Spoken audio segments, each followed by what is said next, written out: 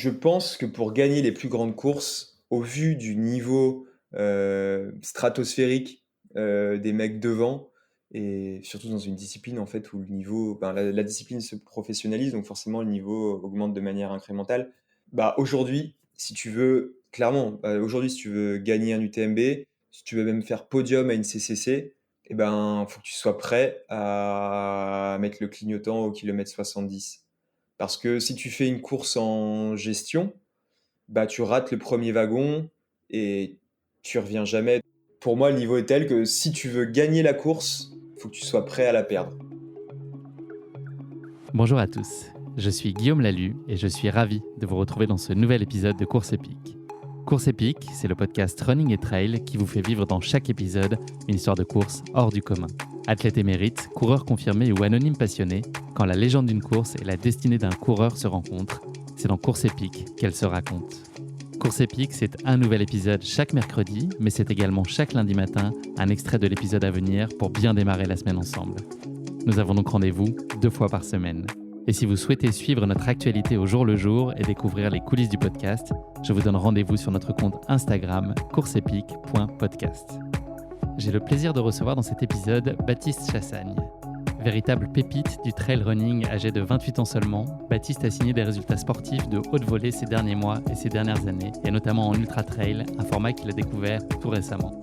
Il va nous faire vivre aujourd'hui sa course épique sur le mythique Lavaredo Ultra Trail au cœur des Dolomites en Italie. Un décor majestueux qui a donné à vivre à Baptiste une passe d'armes d'une grande intensité au fil des 120 km de la course. Vous l'entendrez, Baptiste, au-delà d'être un sportif accompli, porte un regard avisé et passionnant sur sa discipline, avec un sens de la formule qui fait mouche. Et puis c'est un homme de passion. Baptiste, c'est la tête et les jambes, et surtout le cœur. Je vous le dis régulièrement, mais j'ai vraiment passé un moment captivant à échanger avec Baptiste. Vous ne verrez pas l'épisode passé, je peux vous le garantir. Mais je ne vous en dis pas plus. Baptiste va vous raconter tout ça bien mieux que moi. Bienvenue dans notre nouvel épisode de Course Épique, Puissance 4. Salut Baptiste, je suis ravi d'échanger avec toi dans ce nouvel épisode de Course Épique. Il faut dire que j'entends parler de toi en termes très élogieux depuis un bon moment pour des raisons sportives, mais pas seulement. C'est vraiment le passage de pommade de début d'épisode, mais qui est très sincère. Donc je suis vraiment ravi que nos routes podcastiques se croisent enfin aujourd'hui. Salut Guillaume, merci beaucoup de me recevoir. Déjà, tu mets pas mal de petites pressions avec tous les compliments que tu viens de me mettre sur le dos, mais je te remercie pour ces fleurs et je vais essayer d'en être, ouais, pas digne, mais de les mériter, quoi, d'être à la hauteur. Quand les attentes sont hautes, c'est difficile d'être à la hauteur, mais je vais essayer. Aucune pression. On sait d'ailleurs que tu Ouais. résistes bien à la pression, mais ça se passera très bien, j'ai aucun doute là-dessus. Baptiste, on enregistre cet épisode le 7 juillet. Est-ce que ton message automatique d'absence est déjà programmé et tes valises sont dans le couloir ou est-ce que c'est un peu prématuré? Ah non, Ou est-ce qu'il n'y a pas de vacances?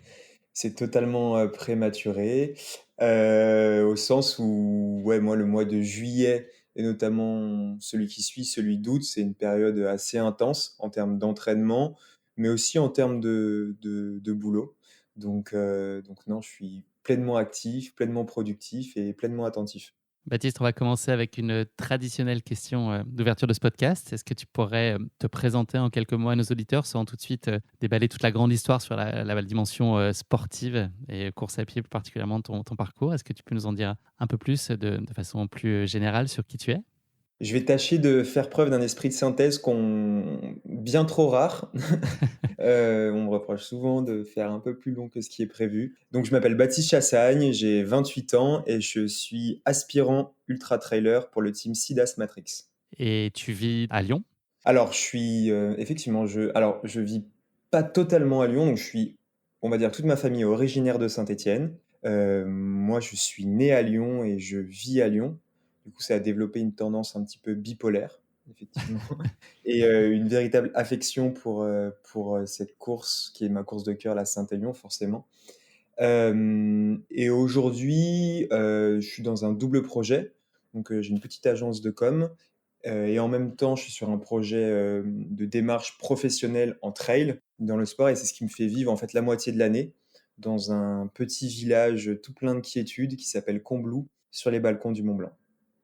Donc je vis à Lyon et à moitié à Combloux. Ça fait Ça rêver. fait, ouais, clairement rêver. Quand je prends le café sur ma terrasse depuis Combloux, c'est exactement ce que je me dis et je mesure la chance que j'ai d'être à cet endroit-là. Baptiste, je te propose de remonter un peu le temps. Est-ce que tu pourrais nous parler du petit garçon que tu étais? Est-ce que tu étais un petit garçon, tonique, sociable, plutôt solitaire? Comment est-ce que tu te décrirais à l'époque? Je pense que j'ai toujours été, j'étais un petit garçon, le mot qui me viendrait, c'est passionné de sport. La première image qui me revient de moi, petit garçon, c'est attendre derrière la porte, d'entrée de chez moi que mon père rentre le soir parce qu'on avait un contrat tacite entre nous, c'est qu'il devait me ramener l'équipe, le journal L'équipe tous les jours et en fait, quand il le faisait pas, j'étais extrêmement déçu et je pouvais me montrer assez, bougon par la suite pendant la soirée et en fait, voilà, ça a nourri ma passion du sport. À quel âge ça a commencé? Très Très jeune? jeune, je pense à 4 ans, puisque en fait, grâce à à ces cours de français un peu accélérés, j'ai appris à lire tout seul et du coup, ça m'a permis de sauter la classe, préparatoire au CP puisque je savais déjà lire grâce à l'équipe. J'ai une petite anecdote d'ailleurs à ce sujet, c'est que en moyenne section, c'est un souvenir, vraiment qui est ancré. La maîtresse nous avait demandé de ramener des livres à la fin de l'année qu'on pourrait, partager avec, nos amis de classe et moi j'avais ramené l'équipe de la veille, je me souviens, ça parlait de Manchester United et je m'étais mis au fond de la classe et j'avais lu l'équipe Génial. et en fait, c'est vraiment ça, c'est que j'étais un petit garçon passionné de sport, j'ai fait énormément de foot. Je jouais, je jouais tous les jours au foot en club, pas à un niveau exceptionnel, mais c'était vraiment une énorme passion et du coup, ça fait de moi, je pense, quelqu'un de assez social au sens où, ben, j'aimais être avec les copains et j'aimais jouer au foot dehors, au sens où le dehors, mon dehors, moi, c'est le dehors à la ville. C'était un terrain j'ai grandi à Lyon, à côté de à Lyon 8e dans un dans un quartier qui s'appelle le Grand Trou. Et c'est un peu bizarre comme Belle promesse. ouais, c'est ça. Et ouais, mais finalement, c'est pas si difficile de s'en extirper.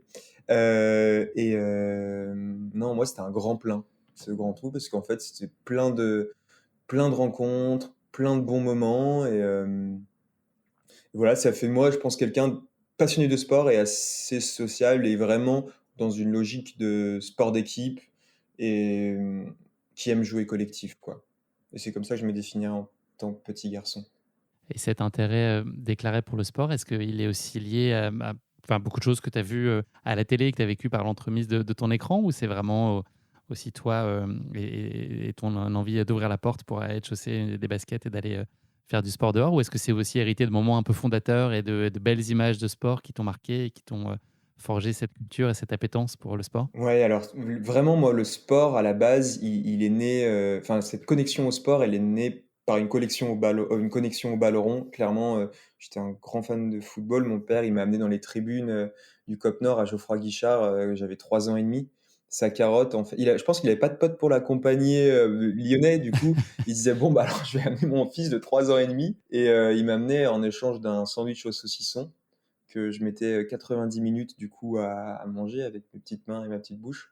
Et du coup, j'ai ces images de fumigène et donc du coup, j'ai été éduqué un petit peu dans cette ambiance-là. Ensuite, il y a eu la Coupe du monde 98, l'Euro 2000 et à partir de là, j'ai élargi mon spectre et je me suis passionné de sport au sens large, le handball, le basket et puis après en fait, je suis venu, au Tour de France, aux exploits en athlétisme, en natation, et en fait, j'ai commencé à me passionner de ça. Mais à cette époque, j'avais jamais entendu parler de trail. En fait, jusqu'à assez loin, on va dire, dans mon cursus étudiant, je saurais même pas ce que c'est que le trail. Mais je suis gros passionné de sport. Et comment elle s'est fait cette rencontre avec le trail justement? Est-ce qu'il y a eu un événement et un élément, déclencheur, ou est-ce que c'est un intérêt que tu as senti quand même, grandir en toi et un intérêt que tu as développé, progressivement? J'ai du mal à dégager un élément, un acte fondateur de ma passion pour le trail, mais c'est venu assez naturellement, au sens où je me suis blessé une année au foot. Pour conserver un petit peu la caisse, j'ai commencé à courir. J'ai adoré ça. Je devais avoir 18, 19 ans, mais je faisais mes études à Paris. Donc voilà, c'était vraiment au début un complément, c'est de la course à pied en complément au foot Et puis en fait, après, vers 22-23, je me suis inscrit à une petite course à côté de chez moi, de Lyon, donc dans le Beaujolais, que j'ai gagnée. Et puis en fait, ce qui m'a rendu totalement accro, plus que le fait de courir en montagne, c'est cette sensation d'être dans le rouge, de se donner, d'être dans le dépassement de soi et puis la sensation de gagner. Donc je dirais que la passion, elle est d'abord née par, cette logique de dépassement de soi que par quelque chose de très contemplatif et hédoniste.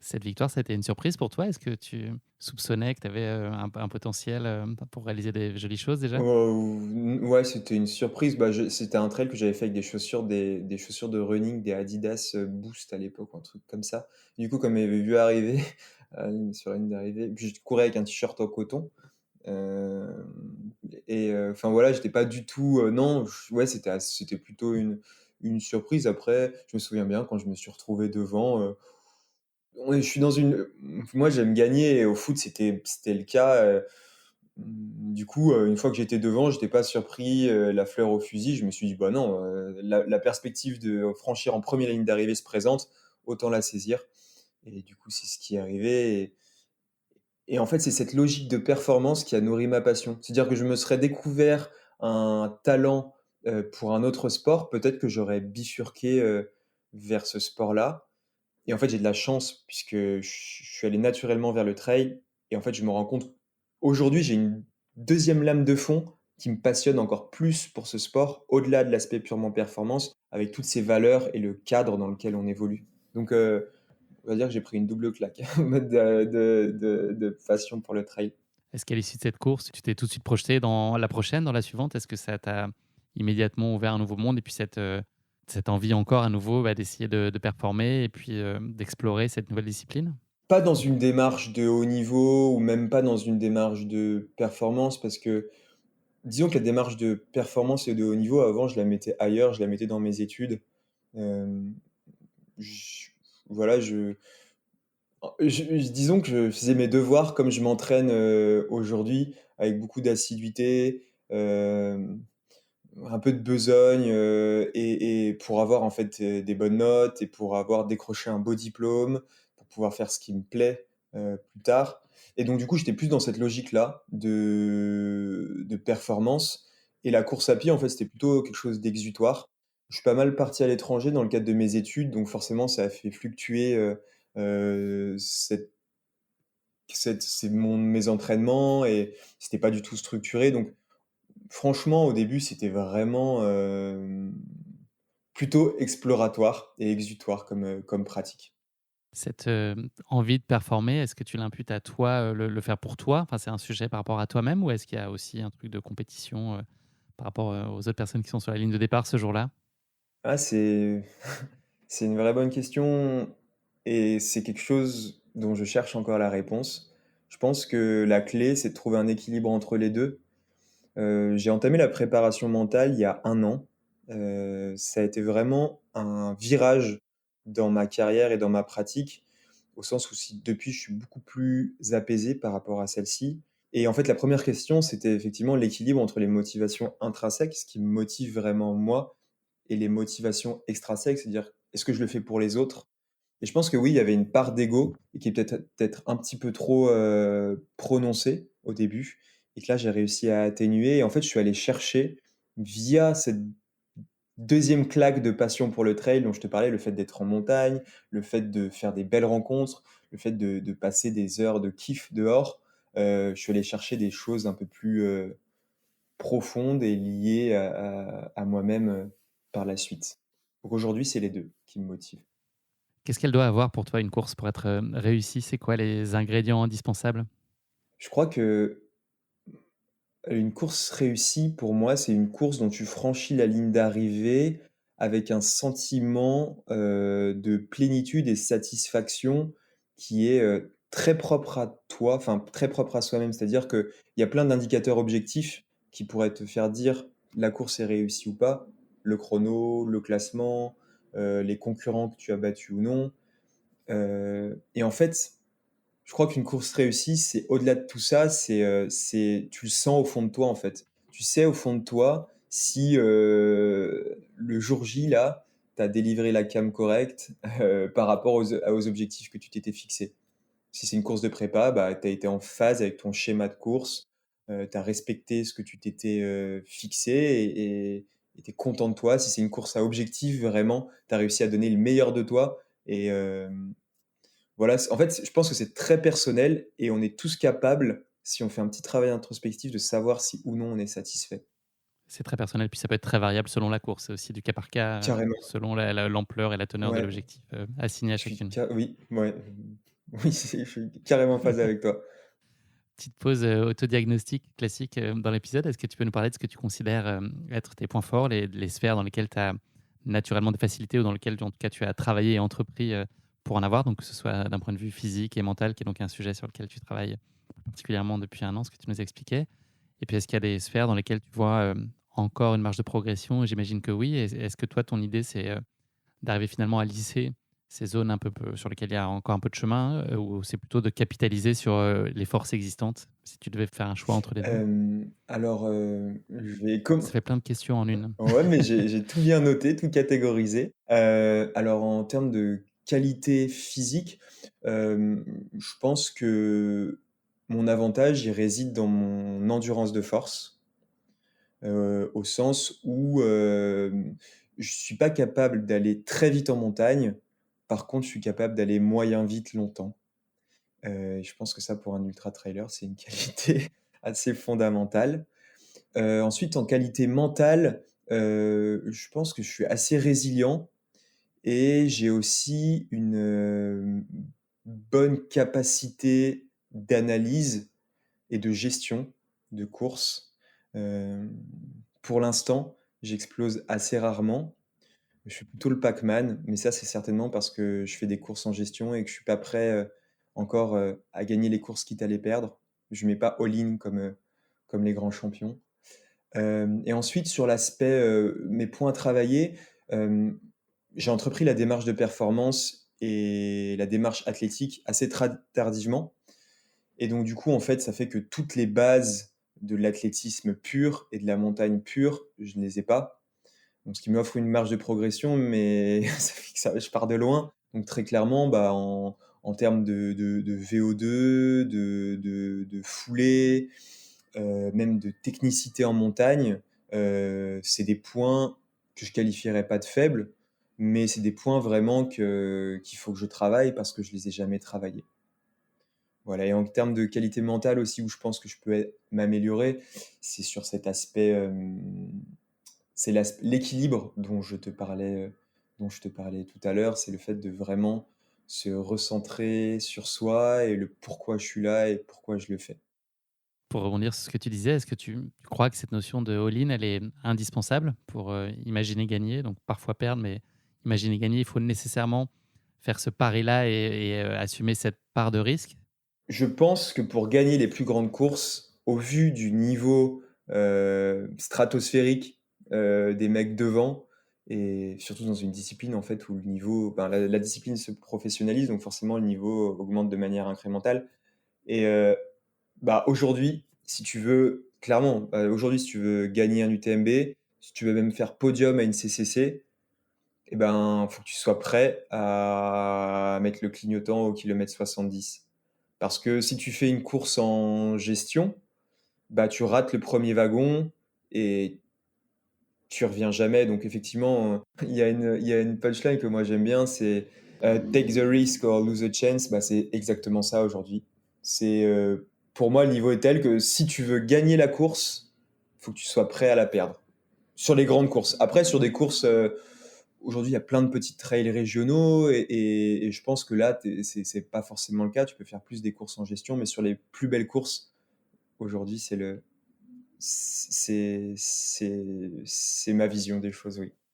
C'est un moment que tu as repoussé jusqu'à maintenant? Ce moment où il faut prendre cette décision-là? Est-ce qu'il y avait une idée de construire aussi, de la confiance, un palmarès, des belles références et est-ce que c'est un peu l'étape d'après? Je pense que dans une construction de carrière, carrément, c'est par étapes. C'est-à-dire que pour être capable de prendre des risques, il faut être en confiance.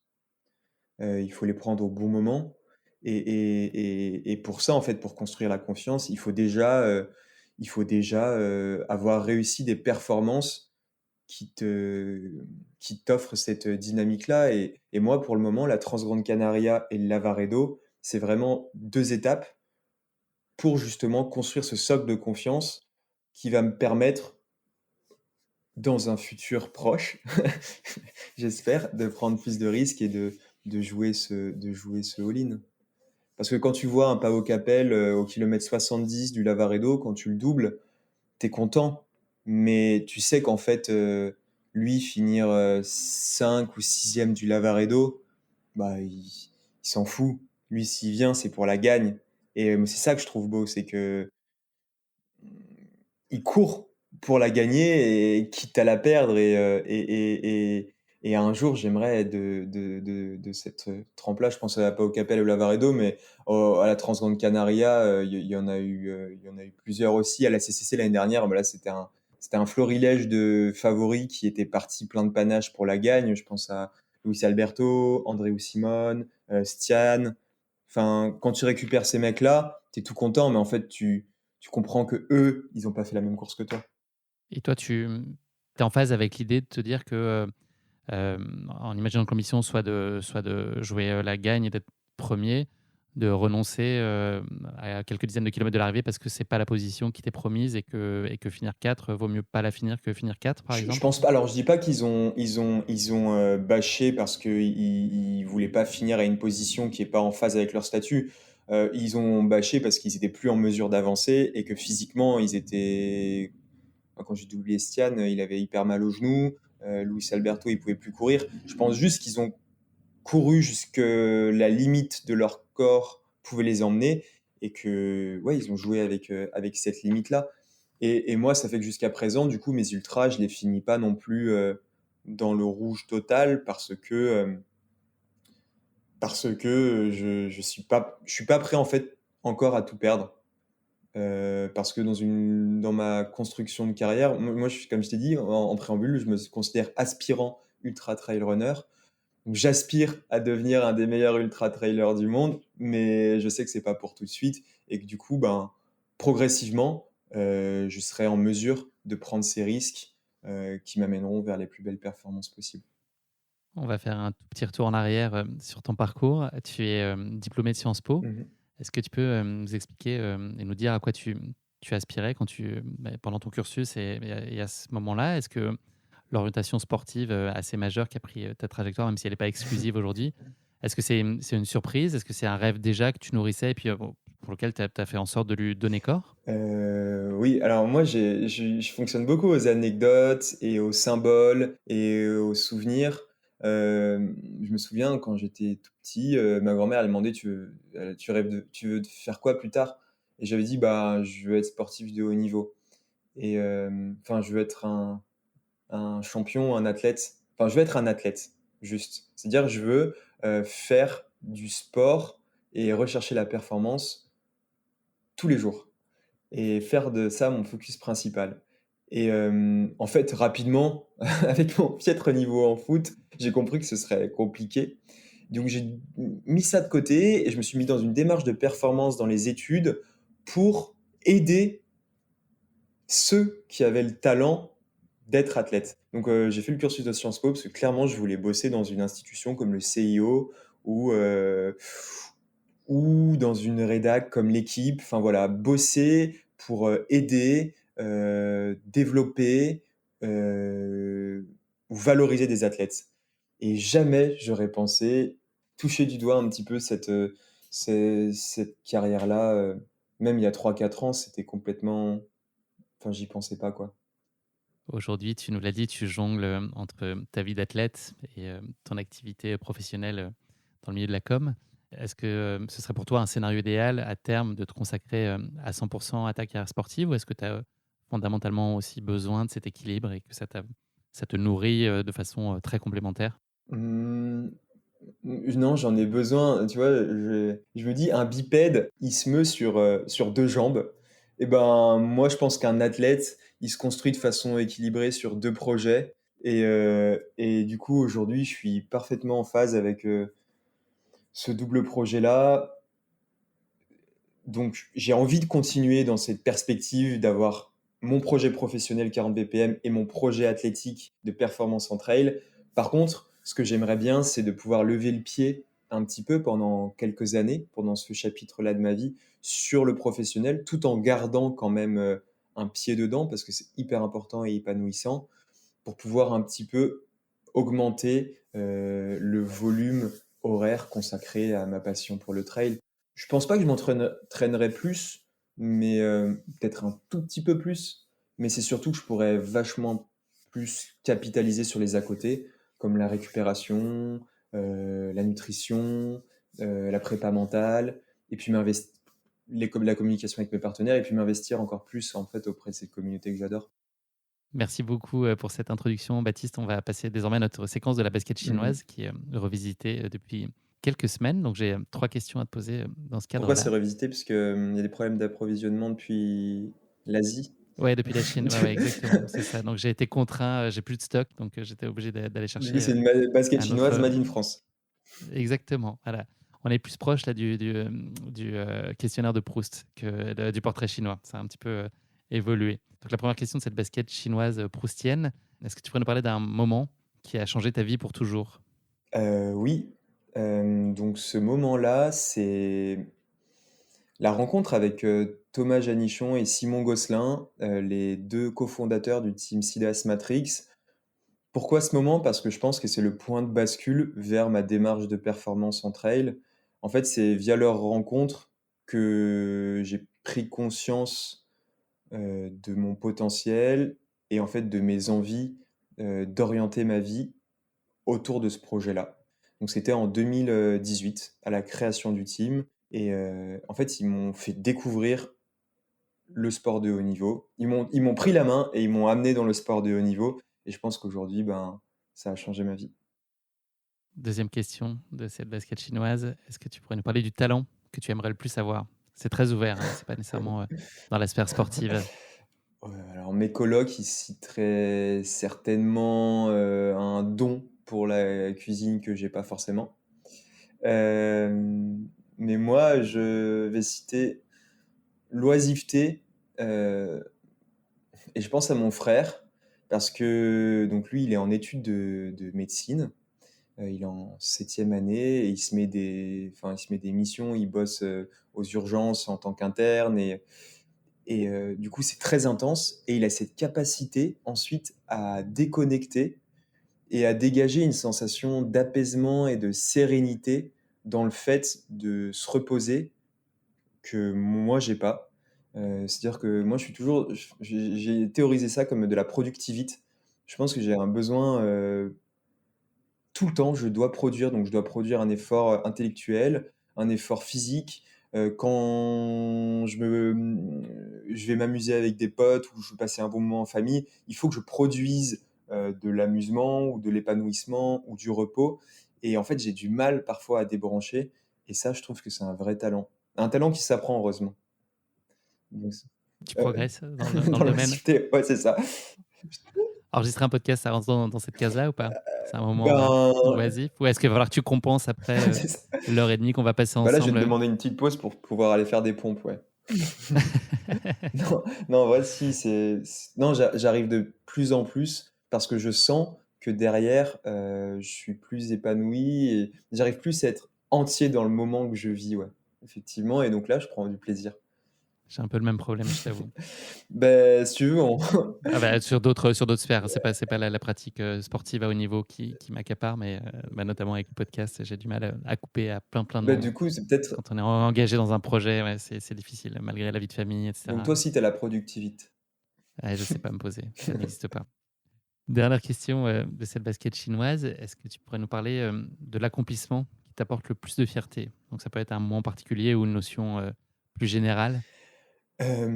Non, c'est plus un moment particulier. C'est à l'automne dernier, en préparant ma course de cœur, du coup la Saint-Élion, qui n'avait pas eu lieu l'année au préalable pour cause de Covid. Du coup, ça faisait 2 ans que je l'attendais et je l'ai préparée avec une telle ardeur et une telle envie que, je me suis blessé, je me suis fait une fracture de fatigue et en fait, suite à ça, j'ai remis pas mal de choses en question Et ça a matché en fait avec le fait de faire la Transgrande Canaria ça a accéléré, on va dire, ma découverte de l'ultra trail. Ça a accéléré aussi le fait que je me pose plus, que je sois plus serein, que je trouve des motivations intrinsèques plus fortes. Bref, ça a contribué, je pense, à un peu un nouveau moi. Alors, je dis pas que celui d'avant, il était pas, il me convenait très bien, mais en tout cas, une mise à jour. Et suite à ça, eh ben, j'ai réussi une super perf à la Transgrande Canaria, dont je suis très fier de par la résilience et ouais, la résilience qu'elle comporte. Et depuis, en fait, ce dont je suis fier, c'est cette démarche. Parce que moi, c'est ça qui m'intéresse, c'est la démarche plus que la ligne d'arrivée. Et je pense que ça, c'est quelque chose dont je suis fier. Merci beaucoup, Baptiste. On va maintenant parler de ta course épique. On est là pour ça. C'est le Lavaredo Ultra Trail. Mhm. Je vais la présenter en quelques mots et planter le décor donc, de cette course sur laquelle tu as préparé il y a quelques semaines. C'est tout près. Ça date de la fin du mois de juin. Mhm. Reconnu donc comme étant l'une des plus belles épreuves au monde en plein cœur du massif des Dolomites en Italie, le Lavaredo Ultra Trail prend son départ chaque année depuis 2007 à la fin du mois de juin de la très renommée station alpine de Cortina d'Ampezzo qui a par ailleurs été le cadre des JO d'hiver de 1956. Tu le savais peut-être, je ne sais pas. Oui, oui, bah, ils en sont très fiers. Et puis, ils sont aussi très fiers de recevoir les JO en 2026, je crois, 26, ouais. Cortina. Ouais. Ils devaient les avoir en 1944, ça a été décalé pour les raisons qu'on peut imaginer. C'est pour ça que ça a été 1956 la première. Et effectivement, Ok. 70 ans plus tard, retour à la case Cortina. Cette grande fête du trail, donc, elle fait désormais partie du circuit UTMB World Series. Elle propose 4 distances allant de 20 à 120 km, et notamment donc, sa course phare qui affiche une distance de 120 km pour 5800 mètres de D+, c'est celle à laquelle tu as pris part. Au total, on compte près de 5000 coureurs de 65 nationalités différentes qui vont s'élancer sur les différentes courses de ce Lavaredo, dont environ 1500 sur son format Ultra Trail. Les coureurs s'élancent dans le cadre idyllique, stimulé au son de The Ecstasy of Gold, l'un des thèmes les plus connus d'Ennio Morricone, que vous avez forcément entendu dans le film Le Bon, la Brute et le Truand, si vous êtes fan de western, et pas seulement d'ailleurs, le film est tellement connu et apprécié. La course qui attend ensuite les coureurs est visiblement aussi éblouissante, je ne l'ai pas faite, mais en tout cas par sa beauté et sa réputation, qu'elle est également terrible par ses difficultés, les derniers coureurs devront réussir à boucler la course en moins de 30 heures. Voilà en quelques mots ce qu'il faut avoir en tête sur ton Lavaredo, c'est conforme à l'impression que tu en as Ah eu. oui, oui, et puis tu viens de... Je connaissais pas l'histoire de la BO, mais je comprends du coup que ça ait flingué dans tous les sens aux avant-postes si c'était une BO de western. Parce que Il paraît que le décor est très western de toute façon, les Dolomites et les oui, petits c'est passages vrai. par lesquels, en tout cas certains des passages de la course évoquent clairement l'Ouest Avec un américain. shérif du coup qui portera le nom de Hannes Lamberger. Qui a mis tout le monde d'accord. L'homme qui court plus Ah, vite que voilà, son ombre. Ouais. exactement. Baptiste, c'est un moment beaucoup moins drôle maintenant puisque c'est l'heure de la question qui pique de course épique. Mhm. Donc c'est une question gentiment piège que je pose à chacun de mes invités. Voilà ma question pour toi. Lors d'une balade dans les Dolomites en 1991, il y a 2 randonneurs allemands qui sont tombés sur un homme de 45 ans qui mesurait 1,65 m, qui pesait 50 kg, qui avait des tatouages, une barbe, des yeux bruns enfoncés et un visage plissé, des joues creuses et des dents écartées. Est-ce que tu aurais une idée de ce qu'avait de si particulier cet homme? Alors là, non, C'est très difficile, c'est très difficile.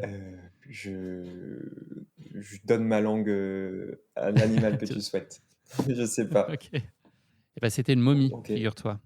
Ils ont découvert Ozzy, qui était également appelé Ozzy l'homme des glaces, qui a été découvert donc allongé à plat ventre au bord d'un lac qui était situé à environ 3000 mètres d'altitude. Et en fait, il a été conservé naturellement par 5 millions de soleil, de vent et de températures négatives. Et donc, sa dépouille, quand elle a été découverte, a fait immédiatement sensation, puisque c'était le plus vieil homme qui ait jamais été retrouvé intact. Donc, certaines momies égyptiennes sont plus âgées, mais leur cerveau et leurs organes internes ont été retirés lors du process de momification. Et donc lui, grâce à sa parfaite conservation dans la glace, il a offert aux scientifiques et aux chercheurs le meilleur spécimen d'homme de plus de 5000 ans qui existe à ce jour. Et donc voilà, ils ont fait plein d'analyses, ils ont réussi à trouver sa pointure, la couleur de ses yeux, son dernier repas. Donc je peux t'en parler, il a mangé non Des pas barbaous. des bars ou des gels, mais, ouais, mais de la viande de chamois, du cerf rouge et du pain aux Ok. herbes. Il avait aussi la magasie de lime. Enfin voilà, on sait plein de choses sur lui. On n'a pas trouvé de traces de tube, par contre, effectivement, dans son estomac. Il était aussi intolérant au lactose. Bref, on sait plein de choses de cet homme. Donc, c'était pas très facile. Je m'excuse pour cette question. En tout cas, j'espère et je le souhaite à Otzi qu'il ils se sont pas retrouvés congelés à cette altitude après s'être perdus suite à une erreur de balisage sur la toute première édition du Lavaredo en l'an moins 2900. C'est aussi une possibilité, peut-être qu'il y avait des courses à l'époque et qu'il y a eu une erreur de balisage qui a fait qu'il a fini congelé et qu'il s'est perdu dans la hauteur. Je ne sais pas, Et je ne c'est le peut-être souhaite pour pas. ça expliquerait le fait qu'ils sont extrêmement pointilleux du coup sur le balisage depuis. Ouais, il avait peut-être pas pris son matériel obligatoire à l'époque, c'est Ni sa possible. trace GPS. Bon, je t'ai pas gâté, mais je trouvais ça intéressant en tout cas. Moi, j'ai découvert ça avec plaisir, en tout cas en creusant un peu sur des anecdotes propres au Lavaredo. Baptiste, on va parler maintenant de ta course épique, qui est le sujet qui nous intéresse. Tu l'as évoqué à de nombreuses reprises, la Transgrande Canaria, ça a été ta première apparition sur un format ultra. Est-ce que tu peux nous partager un peu ton rapport d'étonnement sur la distance et puis les enseignements de cette première? Tu as fait pâlir de jalousie et jaunir de jalousie Pac-Man. Ouais. Oui, c'est vrai. J'avais un appétit glouton. Euh, La Transgrande Canaria, ça m'a fait découvrir pardon, un état et des émotions que je connaissais pas. Déjà en amont de la course, un état de vulnérabilité. Au sens où, avant de partir sur cette ultra, je me suis senti euh, terriblement démuni, mais je trouvais ça beau, c'est-à-dire qu'en fait, tout le vernis qu'on peut avoir, enfin, je me suis senti très, très authentique dans mon quotidien tous les jours. J'essaye d'être en phase avec moi-même et d'être authentique, mais là, je me suis dit, vraiment, en fait, l'ultra, quand tu te retrouves sur la ligne de départ et que tu pars à l'assaut de ces montagnes hyper hostiles, en plus, nous, ils annonçaient vraiment une nuit dantesque, et tu t'y diriges tout seul, et ben, en fait, il y a plus personne qui fanfaronne, quoi. Tu te retrouves tout seul et donc j'ai découvert cette petitesse de l'être humain face à la grande dame nature et ça rend ultra vivant. Et en fait, je me suis dit: «Mais en fait, tu as choisi d'être là, maintenant tu en fait, c'est une chance d'être là, mais t'assumes et en fait, tu peux faire confiance un peu qu'à toi-même» et donc du coup, j'ai découvert, c'est hyper intense parce que du coup, tu es vachement connecté à tout ce que tu fais et tu découvres un peu des compétences, des capacités. Tu t'étonnes, tu te surprends et moi, c'est vraiment ce que j'ai vécu au cours de la Transgrande Canaria. Contrairement au Lavaredo, je suis parti en gestion, donc dans le deuxième pack, celui des Pac-Man du coup et en fait, je pense que de par son positionnement dans le début du calendrier, c'est-à-dire en mars, pas tout le monde est encore prêt. En fait, il y a que ceux qui peuvent s'entraîner en montagne, donc c'est-à-dire, ceux qui bénéficient d'un climat méditerranéen, qui peuvent s'entraîner en montagne et donc du coup, cette course d'attente et de gestion, elle m'a mené à la 4e place et en fait, c'était juste, inattendu, incroyable de vivre ça de l'intérieur, mais j'estime qu'en termes de performance purement sportive, c'était un petit peu moins abouti que celle du Lavaredo où là, tout le monde était sur un pic de forme et où j'ai couru beaucoup accompagné. En fait, j'ai vécu une vraie compétition alors que la Transgrande Canaria, j'ai fait les 4-5e tout seul. Et tu as fini à la quatrième place. Je ne crois pas que tu l'aies dit. Exactement. Pour nos auditeurs qui ne le sauraient J'ai peut-être pas, c'est exactement, j'ai important de... échoué donc enfin j'ai échoué. Non, j'ai réussi à finir à une 4e place qui était, je pense j'en ai rêvé, mais voilà, qui était vraiment inattendue. À seulement 5 petites minutes du podium et j'ai pas réussi à mais ça, ce serait un sujet, je sais pas, à évoquer à un moment donné, mais c'est quand on se fixe un objectif, quand on est en train de l'atteindre, ça rejoint ce que je disais tout à l'heure, j'ai pas encore la capacité à trouver le supplément d'âme pour aller chercher encore plus loin que cet objectif. Là, au Lavaredo, je voulais faire moins de 13 heures, moins de 12h45 dans un scénario optimal et idéal. Quand on m'a dit que j'étais sur ces bases-là, j'étais pas prêt à tout perdre pour aller chercher la 3e place. Et donc, du coup, j'ai pas tout mis. Euh, donc, voilà, ça rejoint un petit peu ce que je disais sur le fait de prendre des risques ou de perdre sa chance à l'instant où elle se présente tout à l'heure. Cette tentative et cette première sur l'ultra, est-ce que pour toi c'était une étape naturelle? Est-ce que c'était en soi un Graal ultime ou c'était simplement une extension un peu de ton terrain de jeu? Non, c'est un vrai objectif, une véritable envie que j'ai depuis le début. En fait, depuis que j'ai découvert le trail, ce qui me tente, c'est l'ultra trail et c'est juste que je me suis construit patiemment, la capacité de courir ces distances-là. J'ai la chance d'être dans la structure du team Sidas Matrix. On est extrêmement bien accompagné. On est vraiment, en fait, au centre d'un écosystème de performance. Et en fait, la première question qu'ils m'ont posée, c'est: «Où est-ce que tu veux être dans 3 ans?» Et ben, je leur ai dit: «Dans 3 ans, je veux être en mesure de courir de façon d'être compétitif sur ultra trail». Ils m'ont dit: «OK, bah, voici le plan de route». Et donc du coup, j'ai fait première année des 40-50 kilomètres. Notamment, je fais, donc 3e au championnat de France à Méribel sur un format de 6 heures de course, et je fais 6e à l'OCC sur pareil 5-6 heures de course. La deuxième année, je vais plutôt sur des formats 6-7-8 heures. Après, il y a le confinement qui fait qu'il y a plus trop de compétition, mais j'allonge un petit peu la distance. L'année dernière, en troisième année, je découvre la CCC, un format 10 heures, 10-11 heures, que je ne considère pas comme un ultra, parce que pour moi, il n'y a pas la nuit dehors, et un ultra, ça se définit par la nuit que tu passes dehors, enfin, selon ma perspective. Et en fait, cette année, du coup, tout naturellement, je me suis dirigé, en fait, enfin, vers ce pourquoi je me prépare depuis 4 ans, 3 ans. Est-ce que tu pourrais nous raconter, pourquoi et comment le Lavaredo, il trouve, sa place sur ton agenda cette année? Est-ce que c'était la construction était déjà prévue comme telle? Est-ce que c'était cette course en particulier qui t'intéressait? Est-ce que c'est un choix qui est propre et personnel? Est-ce que c'est aussi, dans une logique de construction et concerté avec ton équipe? Comment est-ce il s'est retrouvé à un moment, sur ta route? Alors en fait, suite à ma blessure, qui fait que j'ai pas pu courir la Saint-Élion l'année dernière, je me suis dit: «Bon, bah, il faut que je me trouve un objectif en mars, parce qu'il faut que je trouve une motivation pour l'hiver». Et ça y est, en fait, ça, c'est le signe qu'il faut que j'aille sur cet ultra. Je peux plus attendre, j'en ai marre d'attendre. Faut que j'y aille, faut que j'aille découvrir l'ultra. Et du coup, naturellement, la Transgrande Canaria, c'est le plus gros événement ultra trail d'Espagne.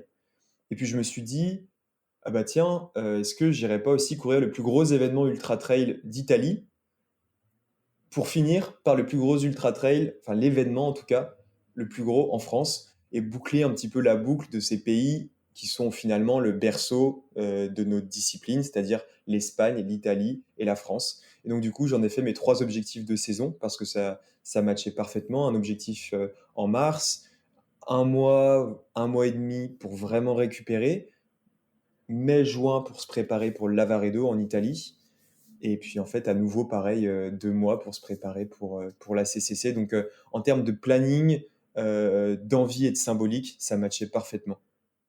Comment elle s'est organisée, ta prépa pour ce Lavaredo? Est-ce qu'il y avait des choses qui étaient, notablement différentes de ce que tu avais pu, entreprendre sur la Transgrande Canaria? Alors la Transgrande Canaria, du fait de ma blessure, une fracture de fatigue au sacrum, j'ai pu courir que assez tardivement. La fracture est survenue fin octobre. J'ai pu seulement recourir en je dirais mi-janvier, mais vraiment en alternant marche et course à pied. Donc disons que j'ai commencé à allonger les sorties en course à pied seulement en février. Donc du coup, la course était en début mars, j'ai eu que 2-3 semaines vraiment, pour vraiment beaucoup courir. J'ai compensé en faisant énormément de ski fitness. Alors c'est pas du ski de randonnée parce que moi j'ai pas, ou du ski alpi parce que j'ai pas les skills techniques pour aller sur des arêtes et tout. Mais par contre, j'adore remonter les pistes, remonter les itinéraires balisés et manger du dénivelé comme ça. Enfin, je trouvais ça incroyable, j'ai adoré. Et ça m'a donné une bonne base foncière pour la Transgrande Canaria. A contrario, le Lavaredo, j'ai pas eu de pépins physiques, donc j'ai pu vraiment faire une prépa tournée vers la course à pied et le vélo, avec pas mal de volume en montagne. Donc je pense que la Transgrande Canaria, c'est une prépa atypique. Le Lavaredo, ça va se rapprocher des prépas que je vais poursuivre pour les prochains ultras. Il y a une des briques, essentielles dans ta préparation et dans l'avant-course qui est, la visualisation. Mhm. Est-ce que tu pourrais, nous en rappeler un peu les principes, pour les béotiens? Enfin, moi, c'est quelque chose que je ne maîtrise pas très bien. Et toi, comment tu te l'appliques concrètement, dans des situations de course et puis notamment dans le cadre de ce Lavaredo? Comment voilà, que dit la théorie et puis comment se traduit, à la pratique? Voilà, Selon oui, Baptiste voilà, c'est Chassagne. ça, je vais mettre entre guillemets parce que j'ai peur que du coup, je vais pas donner la définition de la visualisation, je vais te dire ce que moi j'en ai compris. Comment tu Voilà, l'appropries, ouais. exactement. Bah, pour moi, la visualisation, c'est, bon, bah, comme on l'entend, c'est visualiser sa course, c'est se projeter sur les moments de course et d'y affilier des attitudes, des émotions, hem, propres à chaque moment, de la course pour qu'en fait, comme tu les as préparées et tu les as pensées en amont, à l'instant où tu es dans le présent, ils se mettent en place de façon automatique et de façon mécanique, en fait. Est-ce que ça veut dire avoir, une image très claire de la réalité enfin, du panorama de ce que tu vivais à ce moment-là? Ou c'est juste se dire: «OK, bah, là, c'est le kilomètre 50 et c'est après le ravito 2, peu importe, à quoi ça ressemble à ce moment-là, je sais que ce moment-là de la course, je dois être dans telle disposition ou imaginer telle ou telle chose», ou est-ce que c'est vraiment une projection aussi très visuelle C'est à proprement parler? alors, en fait, moi, je la pratique avec donc ma préparatrice mentale, Anne, qui nous met dans une ét un alors, dans un état, c'est pas un état d'hypnose, mais c'est un état vraiment de relâchement profond et en fait, je laisse les images venir. Donc ça dépend vraiment de la course et du mood du moment. Parfois, c'est extrêmement clair et parfois, je vois, par exemple, à travers mes yeux, ce qui se passe et parfois, je me vois, courir moi comme si j'étais un spectateur. Parfois, je vois des instants très, très, très précis et des moments clés. Parfois, je vois plus des portions et des segments. Donc c'est vraiment, il y a pas vraiment de schéma récurrent, si ce n'est le fait de se mettre dans un état de relâchement profond, et de visualiser, de se laisser emmener, de se laisser prendre par la main par ma prep mentale. Et est-ce que ça veut dire que je te pose plein de questions parce que le sujet m'intéresse, mais est-ce que ça veut dire que tu peux observer un décalage parfois? Enfin, est-ce que ça peut être perturbant entre ce que tu avais imaginé, visualisé et puis la réalité de ce que tu vis? Est-ce que ça peut créer aussi, finalement un inconfort ou une espèce Mmh mh. d'état de surprise parce que finalement c'est pas comme tu l'imaginais ou qu'à ce moment-là, tu es pas exactement toi comme tu pensais, être? Est-ce que ça peut aussi avoir un effet pas nécessairement bénéfique, plus perturbant? Je vois ce que tu veux dire. Moi, j'ai de la chance aujourd'hui, c'est que tout ce que j'ai visualisé, s'est produit. Pourquoi? Parce que je pense que l'objectif que je me suis fixé à chaque fois, il était, ambitieux mais réalisable. C'était un bon objectif. Si je m'étais fixé un objectif trop haut, certainement que la visualisation pour l'atteindre aurait pas été la bonne et donc forcément, bah, je serais sorti de mon schéma le jour de la course. C'est pour ça qu'en amont de la visualisation mentale, on travaille vraiment sur la définition de l'objectif et ensuite on visualise le chemin pour y aller et ensuite, j'ai envie de dire pour s'assurer que le jour de la course, on ne soit pas désarçonné par des faits de course qu'on n'avait pas anticipés et ben, Anne, nous fait faire, toutes les options, si enfin les pires cas, quoi. C'est-à-dire que s'il se passe ça, comment je réagis? Donc en fait, on a le chemin idéal de notre visualisation et en plus, on a les roues de secours au cas où on a un problème. Très clair. Merci, pour ces éclaircissements. C'est un sujet, intéressant. Ton principal objectif sur la course et donc sur ce Lavaredo, c'est, la position, c'est jouer la gagne, c'est plutôt un temps? Parce qu'il y a une start list qui est, extrêmement relevée, tu nous l'as dit tout à l'heure. Toi, tu viens avec quelle, ambition? Hem, moi aujourd'hui, j'ai pas la prétention pas encore la prétention de jouer devant, enfin, je suis fan de sport comme je te disais et du coup je peux faire une référence à la boxe, c'est que j'ai conscience qu'aujourd'hui il y a les poids lourds, les Hannes Lamberger, les Pau Capel, du côté français, citer, François Daen, Thibaut Garivier, Xavier Thévenard. C'est pas mon c'est pas mon combat en fait, eux, pour le moment.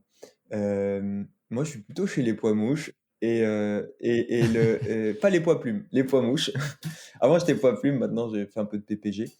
Et et et du coup, l'objectif, c'est de juste valider une progression et donc dans ce cadre-là, comme le Lavaredo, c'est toujours le même parcours, j ça permet ça j'adore en fait ces courses où il y a toujours le même parcours. Alors il y a les aléas des conditions climatiques, mais c'est plus ou moins toujours la même chose en juin, dans les Dolomites, sauf cas, majeur et donc du coup, je me suis fixé, par rapport à la cote ITRA, sur un chrono qui me donnerait une belle course, c'est-à-dire 870 de cote ITRA. C'est 13 heures. C'était mon objectif initial parce que je me disais: «Faire ce chrono-là, ça confirme, on va dire, la Transgrande Canaria». C'est bien et puis il y avait la petite cerise sur le gâteau qui aurait été, 12:45 parce que c'est à peu près 890, de cote ITRA sur toutes les éditions passées. Et je me suis dit: «Bon, bah, ça, c'est un tout petit peu mieux que ce que tu as fait à la Transgrande Canaria, ce serait vraiment, le Graal, on va dire. En fait, en gros, ce serait passer un nouveau cap. Et donc du coup, je me suis vraiment mis dans le mood moins de 13 heures dans une belle journée et dans une grande journée, moins de 12h45. Donc j'ai couru après, enfin j'ai couru pour un chrono. Sachant que en fait, si tu regardes toutes les éditions, quand tu fais ce chrono-là, t'es jamais très loin du top 5.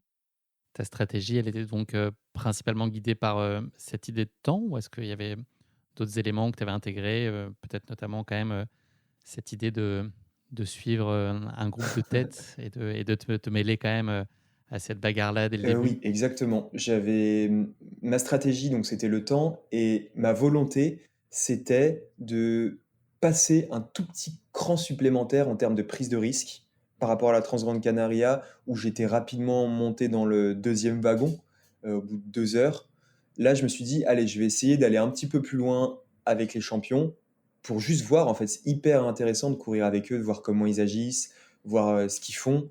Je me suis dit: OK, je monte dans le wagon un peu plus longtemps et je prends un peu plus de risques, quitte à à souffrir un peu plus derrière. C'est un sujet que j'aborde pas tant que ça dans le podcast et parfois on me le fait remarquer d'ailleurs. C'était quoi le plan que tu avais défini en termes de nutrition? Mmh. C'était quoi, l'idée globalement?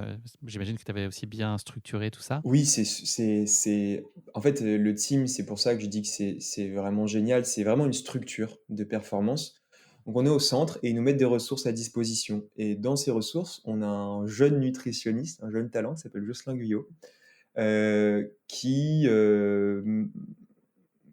m'a accompagné en fait sur la construction de mon plan de nutrition. Heu, les grandes bases, c'était 70 grammes de glucides par heure et on va dire à minima 50 centilitres, 75 centilitres, de boisson. Voilà, c'était un peu la stratégie, on va dire, de nutrition et après, donc moi je suis athlète, je suis un baueur, je suis athlète Baoux et j'adhère à fond aux valeurs de la marque, mais surtout aux produits. Donc j'ai mangé pas mal de bars. J'ai mangé 10 bars Baoux et 18 compotes, pour te dire. Donc un vrai Dyson à Baoux, si tu veux, un vrai aspirateur.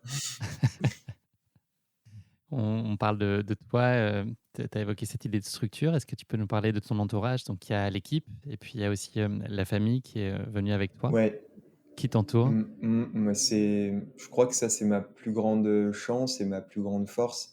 C'est que j'ai un cocon familial qui est incroyable, juste ultra épanouissant. Pour te rendre si je te délivre comment moi je le vis, pour rentrer un peu dans l'intime, j'ai une connexion extrêmement forte, avec mon père et donc du coup, il y a une grande, grande complicité qui peut parfois faire des étincelles, forcément quand tu es très proche. Est-ce qu'ils te ramènent l'équipe encore tous les soirs à la maison ou pas? Bah, on n'habite plus ensemble, mais quand on part en vacances ensemble, franchement, s'il y a pas l'équipe, clairement, ouais, oui, c'est un sujet. Mais tu sais qu'à une époque, il en achetait même 2 parce qu'il aime pas, lire l'équipe déjà ouverte. Donc il en a acheté 2 pour moi et mon frère pour qu'on ait chacun chacun qu'il y ait pas de Une équipe immaculée. voilà, exactement, dans un souci diplomatique. Et du coup, ma mère, elle est pareil, je suis hyper proche, mais elle s'en fout un peu du trail. Elle veut juste que je sois épanoui. Donc en fait, c'est un peu mon père, c'est l'eau, c'est le feu et ma mère, c'est l'eau, elle m'apaise et ensuite j'ai la chance d'être, ultra proche de mon frère et de ma sœur. Mon frère, on a partagé la même chambre jusqu'à assez tard. On a 1 an d'écart, on a exactement les mêmes passions. Il veut faire médecin du sport. Et ma sœur, elle on a 7 ans, 8 ans de moins, mais je sais pas, je l'admire, je la trouve pleine de peps. Et elle s'en fout aussi un petit peu du trail. Et du coup, il m'apporte ce contre-pied, enfin cette force qui justement me permet de déconnecter et vachement équilibrer mon projet. Donc cet entourage familial, j'y puise énormément d'énergie et d'équilibre et je me sens extrêmement chanceux de l'avoir, oui. Ça y est, visualise. Nous sommes le vendredi 24 juin 2022, il est bientôt 23 heures. Comment est-ce que tu vis, ces instants qui précèdent le départ? Est-ce qu'il y a une pression, additionnelle au regard de ta préparation qui a été aboutie et puis des belles promesses qu'il faut, désormais confirmer à l'épreuve des sentiers? Oui, je me souviens de la phrase que j'ai prononcée quand je suis parti, on avait un logement du coup avec tout le team juste à côté du départ et la dernière phrase que j'ai dit, c'est, ouais: «J'ai peur, mais je suis prêt» et c'est exactement ça. J'avais peur, mais je me sentais prêt. Peur de quoi?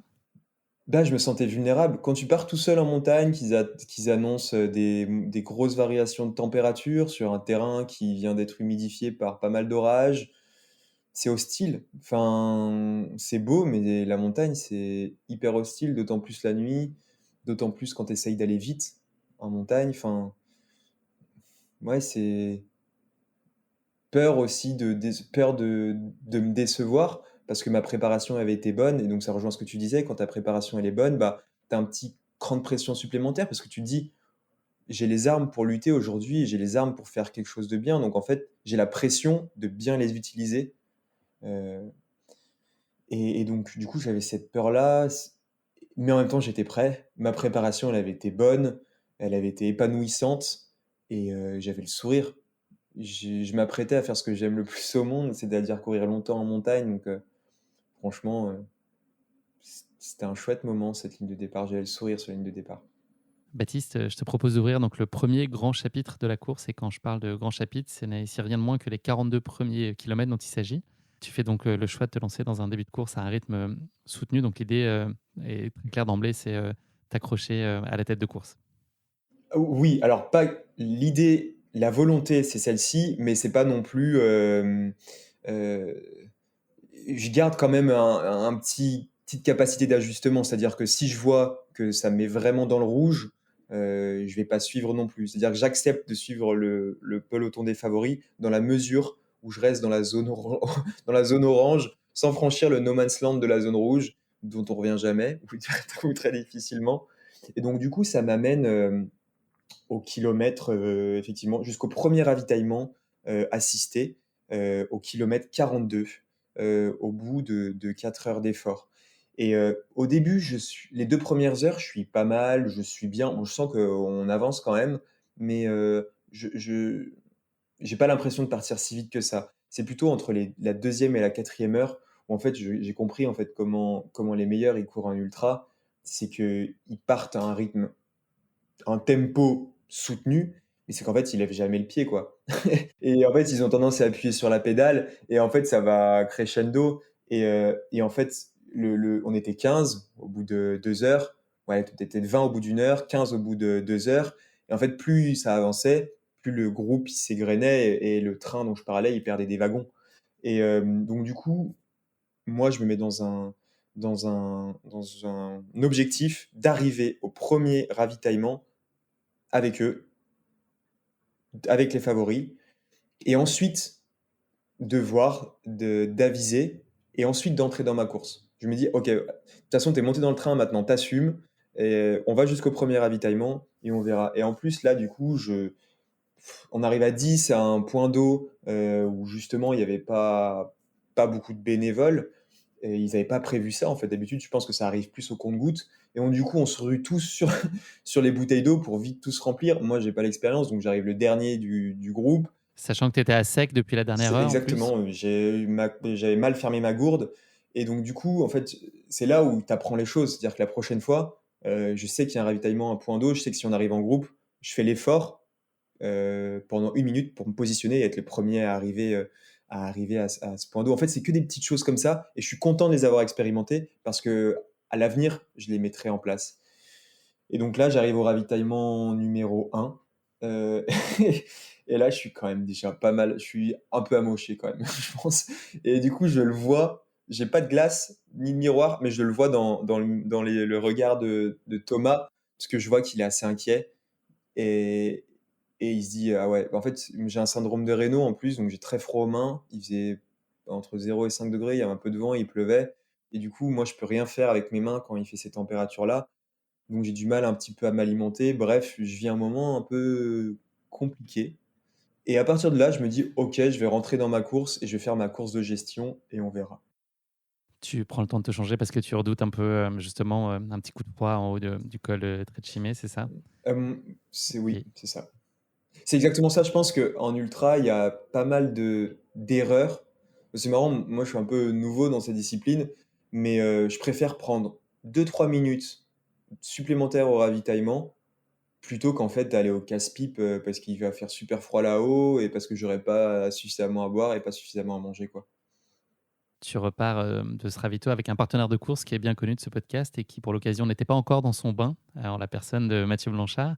Vous trouvez assez naturellement un format, de collab et d'entraîne, en fait, qui vous va bien, à tous les 2, sans forcément d'ailleurs le verbaliser, mais voilà, assez naturellement, il y a une osmose qui se crée entre vous 2. Carrément, je pense que c'est on repart ensemble, en fait, de ce ravitaillement-là. Je pense que lui aussi, il avait été un petit peu émoussé par le départ rapide. Donc il s'est dit: «Bon, là, il reste 80 kilomètres, vu le rythme auquel on est parti, enfin, c'est sûr que ça va exploser devant. On va un peu gérer, on va un peu temporiser» et il se trouve que c'est plutôt chouette de trouver un compagnon d'aventure quand tu pars au-devant des Tréchimé à 3 heures du mat, par, 0 degré.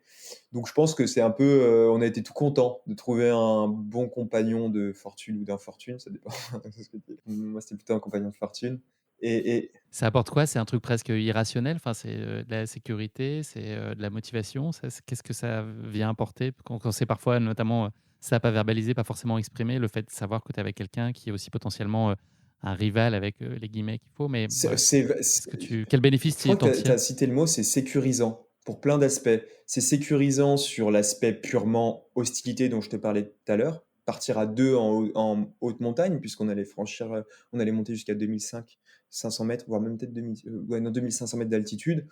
C'est toujours mieux de partir, je trouve, accompagné dans ces zones-là. Et puis c'est sécurisant aussi sur le rythme de course parce que, bah, Mathieu, moi je savais qu'il avait fait 3 à l'UTMB, je savais qu'il avait fait 4 au Mute, je savais qu'il voilà, il était, je sais pas si c'était parmi les favoris, mais pareil, il était parmi les gros outsiders de la course. Donc je savais que si j'étais avec lui, c'est que j'étais plutôt dans le vrai et je pense qu'il est aussi expérimenté. Donc je savais il allait pas à l'explosion, quoi.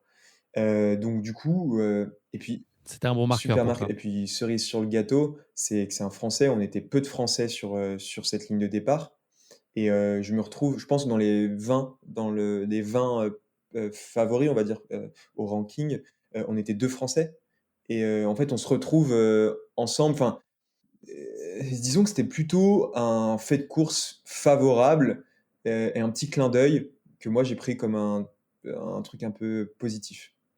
Et donc du coup, on avance. Là, on file bon train. On a passé, toute la montée ensemble et en fait, on a passé quasiment toute la course ensemble, ouais, après. C'est, j'imagine plutôt bon signe, mais ce début de course et c'est, maintenant 5 heures et demie de course, tu les as pas vus passer vraiment? Non, je les ai pas vus passer, contrairement à la Transgrande Canaria où j'étais beaucoup plus observateur. Là, comme j'ai été dans l'effort, en fait, dès le kilomètre, je dirais 1, je suis plus, focus sur, mes baskets, mon rythme, le fait de pas faire d'erreurs, je suis vraiment dans ma course, le fait de bien m'alimenter, je suis concentré et du coup, comme je suis concentré, je vois pas le temps passer. Par contre, je vois les kilomètres qui défilent et qui font mal aux jambes.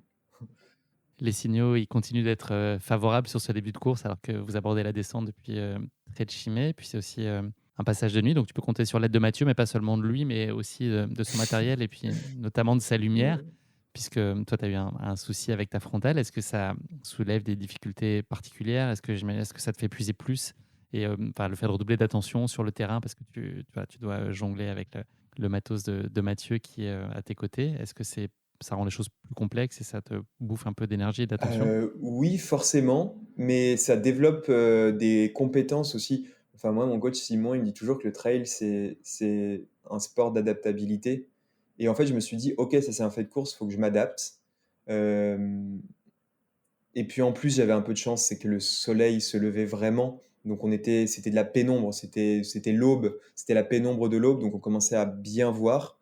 Mais effectivement, ouais, on va dire que Mathieu, ça a été mon phare pendant la longue descente sur Cima Bonche, effectivement. Et du coup, ça m'a permis de rester avec lui, de faire une descente propre, parce que je voulais pas, surtout pas qu'il parte, parce que s'il partait et qu'il mettait une grosse descente, et il partait sans moi et que j'étais pas en mesure de suivre, bah là, pour le coup, j'aurais été vraiment seul et démuni.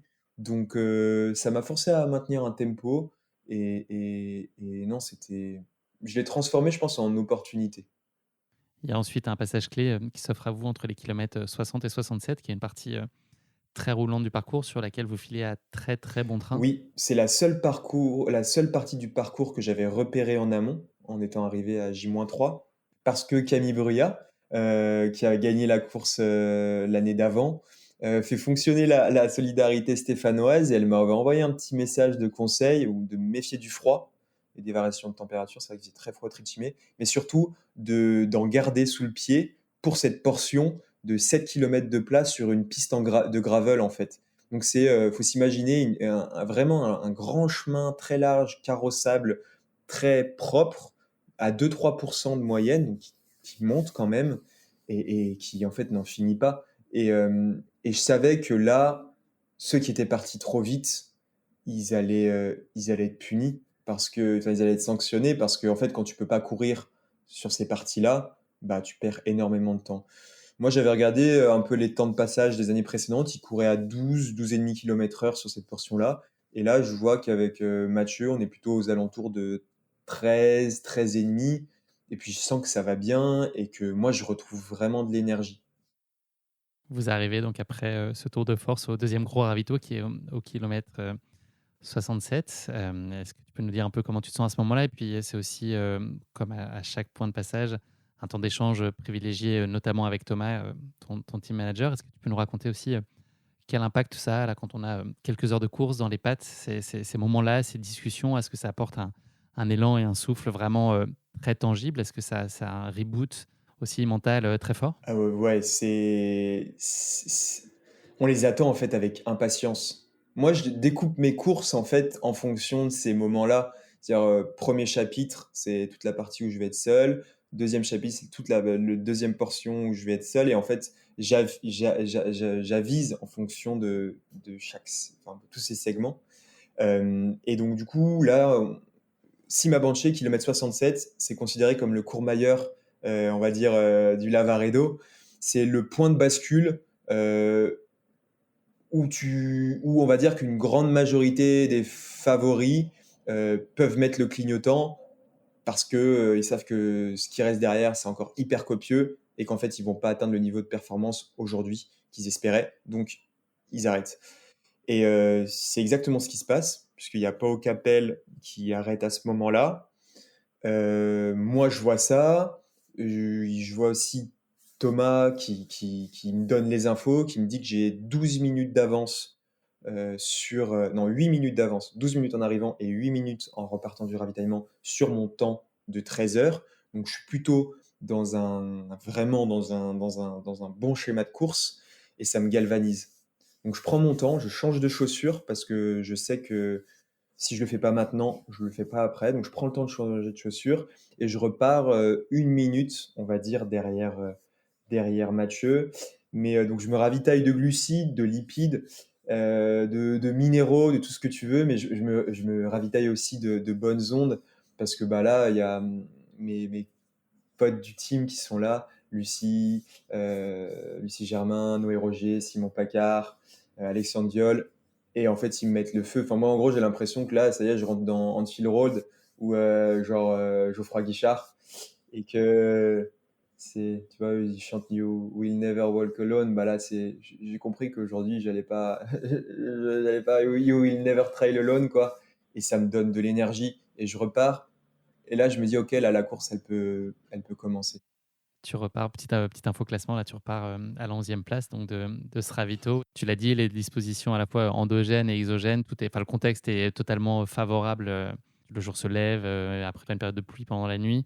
Là, le ciel bleu Mm. s'offre à vous, donc tout est plutôt bien.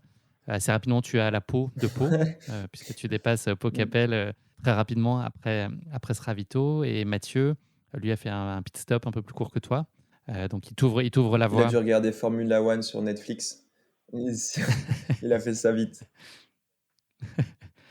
Et donc là, l'idée, c'est plutôt de revenir assez rapidement sur ses pas. Et puis derrière, vous avez vous lancez dans un musclé et solide mano à mano tous les deux. C'est ça. Je le rattrape assez rapidement.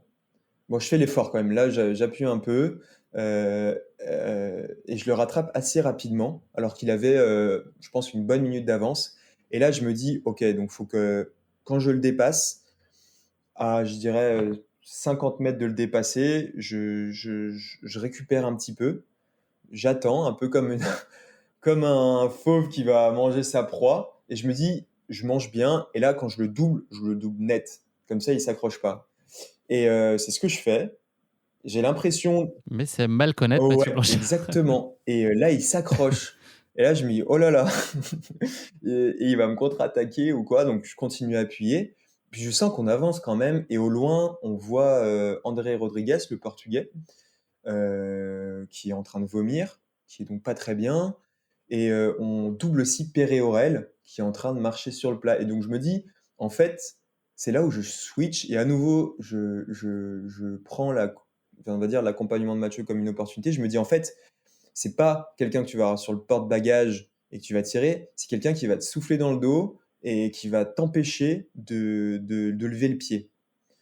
Et à partir de ce moment-là, ben, en fait, ça a été, on va dire, on l'a formalisé un moment, on a verbalisé, on s'est dit: «OK, on est les 2 petits Frenchies, on va aller chercher le top 5 tous les 2».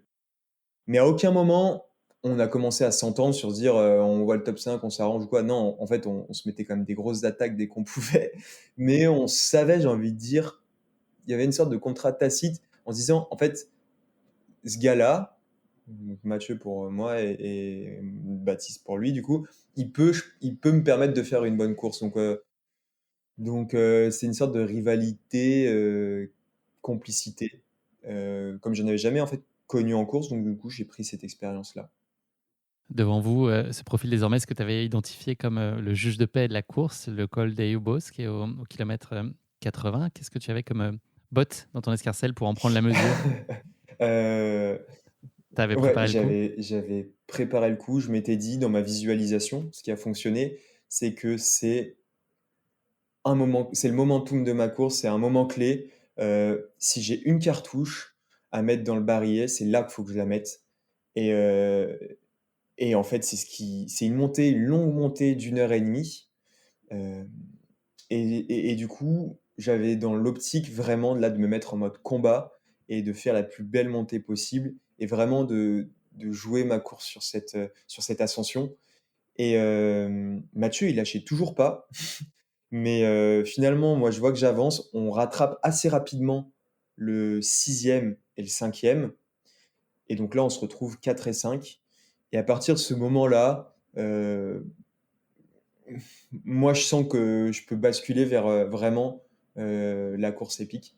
Et du coup, c'est là que j'ai envie de dire que c'est là que ça commence vraiment et ce qui est satisfaisant, ne serait-ce qu'à ce point-là de la course, c'est que j'ai réussi à mettre en place ma stratégie. La difficulté est désormais engloutie. Comment est-ce que tu abordes les 40 derniers kilomètres qui restent, qui s'annoncent techniques, qui vont être en montagne? Est-ce que tu as le sentiment d'en avoir encore sous la semelle? Et c'est quoi l'ambition sur ce grand final à ce moment-là? Alors j'ai encore, du coup, je pense que j'ai encore une cartouche. À ce moment-là, je le sais et j'attends juste, en fait, d'arriver au ravitaillement numéro 3 pour avoir un petit peu les temps de passage sur mes chronos. Et donc j'arrive à ce là, j'ai lâché un petit peu Mathieu qui doit être 1 minute derrière ou 30, 40 secondes et je veux juste avoir les infos, savoir comment je me positionne par rapport à mon objectif. C'est marrant, mais je pense pas du tout à la place. Ce qui m'intéresse, c'est vraiment le chrono. Je veux me prouver que je suis capable de faire un chrono, comme Tim Tollefson, enfin, comme Pau Capel, les premières fois il a couru le Lavaredo. Voilà, je vais me prouver que je suis capable de ça et donc du coup, je pense qu'à ça, la première question que je pose quand j'arrive au ravitaillement du kilomètre 95, c'est: «Je suis comment par rapport à mes temps de passage?» Et là, Tom me dit que j'ai 17 minutes d'avance. Donc en gros, que je suis sur les bases de, 12h45. Donc là, pour le coup, je fais un peu Formule 1. Je fais vraiment un arrêt rapide. Là, il y a tout le monde qui m'encourage, tous les hooligans, là, ils sont là. Vraiment, ils me filent la patate. Et là, je repars, j'ai la rage au bide. Je me souviens d'ailleurs, j'ai un petit cri un peu genre de rage, quoi, un peu animal. Et c'était chouette.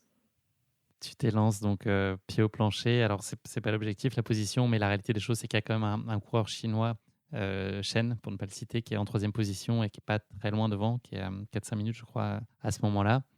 Il va y avoir un peu une décision à prendre ensuite. L'idée, c'est plutôt de partir à l'offensive. et tu vas voilà, tirer des enseignements de cette offensive pour ajuster la suite de ta course. Exactement, en fait, j'arrive au ravitaillement, 3 et c'est vrai que je l'ai pas mentionné. En bas de la montée, j'ai 14 minutes de retard sur le podium. Au ravitaillement, numéro 3, j'ai plus que 4 minutes de retard. Du coup, Tom me dit: «Bah, tu es à 4 minutes du podium» et en fait, cette information, je sais pas pourquoi, je l'assimile, mais j'arrive pas à en faire un énorme levier de motivation. Je reste hyper focalisé sur l'objectif que je m'étais défini de 12h45. Donc, je fais le forcing pour essayer de revenir sur lui, mais je mets pas tout en fait. Je joue pas all-in, quitte à perdre ce 12h45 que je vais potentiellement atteindre.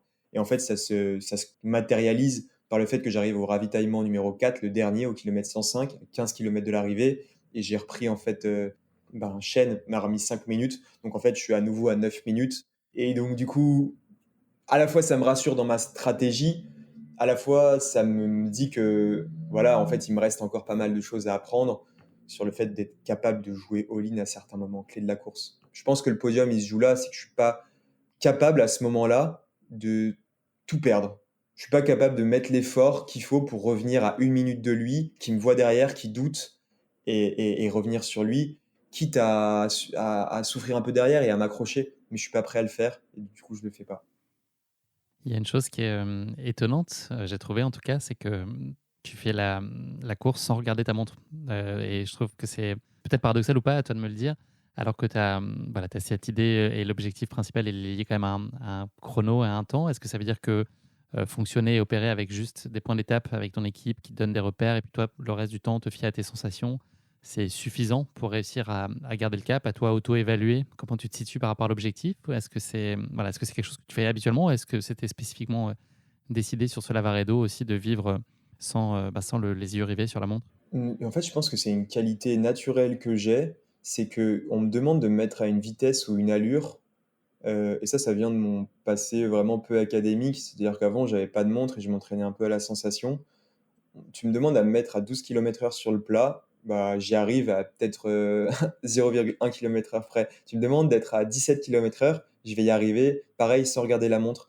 J'ai vraiment cette, en fait, j'arrive à me mettre à mes allures assez, et donc du coup, à me gérer et à me connaître assez bien. Et du coup, j'ai pas trop envie de regarder la montre non plus parce que je sais que j'ai un objectif et du coup, si je regarde et que je suis pas dedans, j'ai pas envie que ça me sorte de ma course. Donc je préfère juste prendre les infos des temps de passage au ravitaillement sans me poser cette question, et potentiellement avoir une charge mentale du coup qui est un peu délétère, sur la portion de course. Donc non, c'est exprès que j'ai mis la trace sur ma montre et le dénivelé, mais j'ai fait exprès d'enlever le chrono sur l'écran qui s'affiche pour pas pouvoir le regarder, même par inadvertance. La fin de course, elle s'est un peu précisée dans ton esprit, en tout cas les objectifs que tu t'assignes, sur les kilomètres qui restent. Il y a, une partie visualisation qui va être aussi, assez importante pour toi et qui va t'aider, à pas décrocher, à garder le focus, sur la fin de course. Est-ce que tu peux nous dire à quelle, image et à quelle pensée tu t'es, accroché sur ces derniers kilomètres? Je pense que j'ai du mal à le décrire parce que justement dans ma visualisation, elle était pas allée plus loin que cette dernière ascension. J'arrivais pas à mettre des images dessus et du coup, Anne m'avait dit: «Bah, c'est pas grave en fait, ça veut dire que juste tu verras, tu seras en pilote automatique et tu verras à ce moment-là, une fois que tu aviseras». Et Thomas m'avait dit pareil, il m'a dit: «Tu te laisseras guider» et en fait, j'ai été guidé par, je sais pas, une espèce de joie mélangée à de la rage, mélangée à de la douleur, le tout décuplé par une sensation de fatigue vraiment avancée. Donc c'est un cocktail détonnant, mais que j'ai beaucoup de mal à décrire à travers les mots. Et c'est juste qu'en fait, j'ai juste envie d'arriver le plus rapidement possible, à la ligne d'arrivée. Par contre, j'ai un motto vraiment, comme je disais, je suis fan de foot et il y a un athlète qui me marque, c'est Kylian Mbappé. Je trouve que il est trop fort. En vrai, si le sport de haut niveau, c'était un jeu, je pense que lui, il aurait battu le boss du jeu. Et il a su, enfin, il est bon en com, enfin, il est bon sur le terrain, il est bon en com, il assume, bref. Et il dit un truc, c'est: «Il faut mettre la balle au fond». Et moi, c'est vraiment cette sensation-là que j'ai dans la dernière descente. C'est, putain, t'as pas fait ça, t'as pas fait tout ça pour te faire une cheville dans le dernier kilomètre. T'as pas fait tout ça pour tomber dans l'avant-dernier kilomètre. Donc, sois hyper concentré et tu relâcheras seulement quand tu toucheras le béton de Cortina et que tu seras à 500 mètres de la ligne d'arrivée. Et c'est ce que je fais. D'autant plus que je suis tellement fatigué que j'ai une petite hallucination en fait. J'ai l'impression que Mathieu il est toujours là. Dès que je me retourne, je vois le petit point blanc, enfin de son t-shirt. J'entends aussi son souffle. Et à chaque fois que je double, à chaque fois que je croise des supporters sur le bord des chemins, je guette le nombre de secondes qui séparent les encouragements pour moi des encouragements pour Mathieu. Et à chaque fois, je compte 30 secondes. Donc ça m'enjoint à vraiment pas lever le pied. Et en fait, c'est simplement quand je vais arriver dans Cortina d'Ampezzo, je vais me retourner, je vais voir que je vais pouvoir profiter de cette ligne droite parce qu'il est pas, je vais pas devoir sprinter, que je prends un kiff. Là, je prends une déferlante de kiff. C'est trop cool, quoi. Alors que j'ai même pas regardé le chrono. Et du coup, je sais juste que j'ai fait un truc bien, que j'ai kiffé, et que je suis satisfait de moi. Et je franchis la ligne d'arrivée sans même regarder le chrono. Et le deuxième moment vraiment hyper fort, c'est quand je vais serrer, une fois la ligne d'arrivée franchie, mes parents dans mes bras. Je demande à mon père, ah, j'ai fait quoi comme chrono et tout. Il me dit, bah, t'as fait 12h44 et 47 secondes.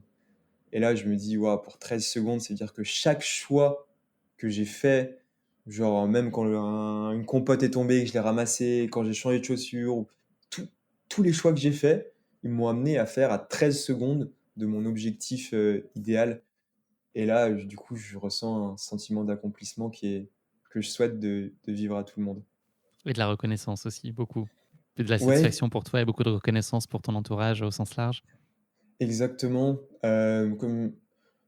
Comme je disais, moi je viens des sports collectifs et cette démarche de sport individuel avec beaucoup d'individualisme, je dissocie l'égoïsme de l'individualisme, hein. Je suis pas égoïste, mais je sais que je suis individualiste. C'est-à-dire que je fais pas mal de choses où je me positionne au centre et je me fais passer avant pas mal de choses. Et que parfois ça peut être un peu, pour mon entourage, un peu pesant, rater des déjeuners dominicaux, être chiant pour mes colocs parce que je fais pas de bruit parce que demain il y a une grosse séance.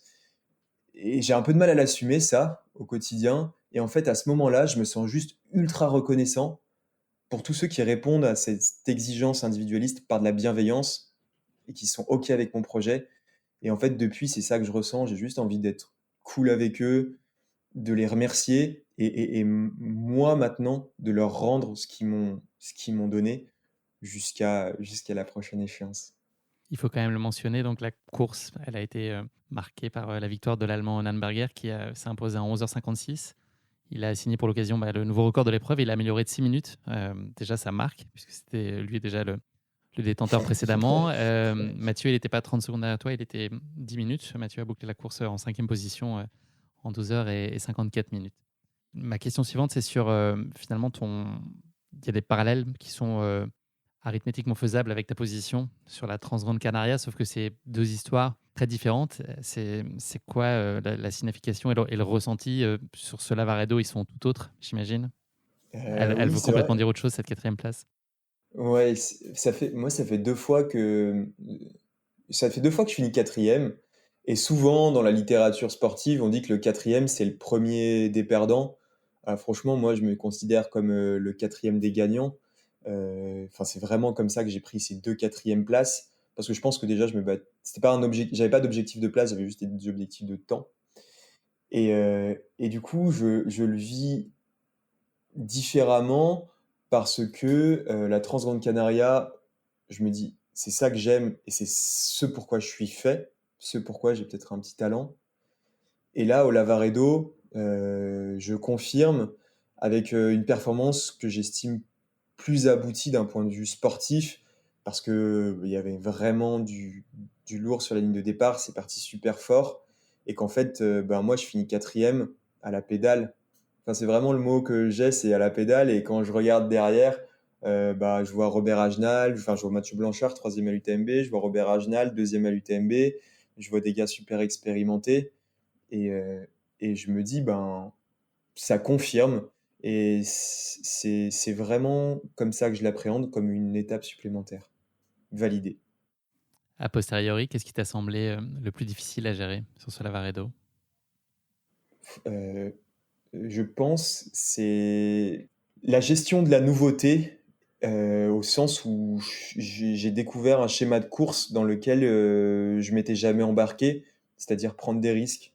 Je suis quelqu'un qui prend pas je suis un prudent, casanier.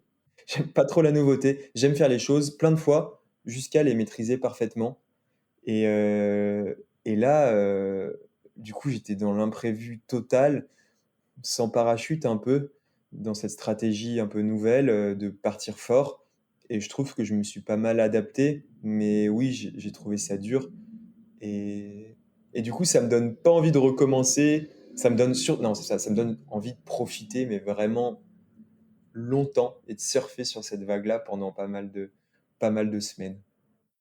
Ça a été quoi, tu penses, les facteurs clés de la réussite et de l'atteinte de tes objectifs sur la course? C'est des milliers de choses que tu as Oui, mises en œuvre et qui se sont alignées comme tu l'avais imaginé et que tu as construit pour qu'ils s'alignent de façon idéale? oui.